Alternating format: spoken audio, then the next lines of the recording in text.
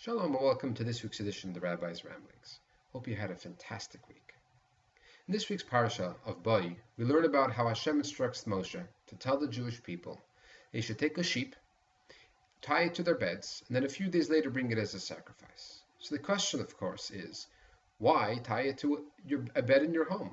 If you want us to bring a sacrifice, we'll go ahead and get a sheep and bring it as a sacrifice.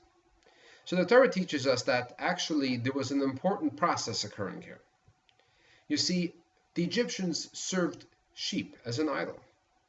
And Hashem wanted to make sure that before we left Egypt, that if any of us had acquired the customs of the land and started serving sheep as an idol, then now we would get rid of this practice and eradicate it from within ourselves. That out of service to the true God, Hashem, we would take the gods of the land and bring it as a sacrifice. Now, here we learn an important lesson. We all have struggles in our life. Many times, we'd love for Hashem to come in and solve our struggles for us.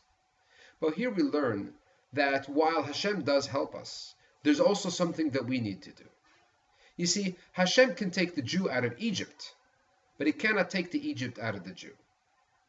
Hashem was going to take the Jewish people out of Egypt in a few days, but he knew that if the Jewish people on their own didn't reject the idolatry of Egypt, while geographically the Jews will have traveled on, they will always have Egypt within themselves.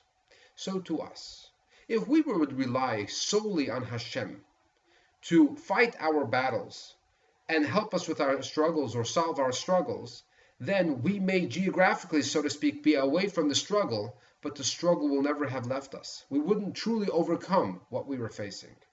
There's only one way we can do that: through our own effort.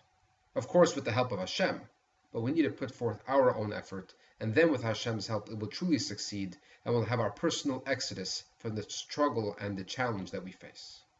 Remember, you matter, so make a difference. Shabbat Shalom.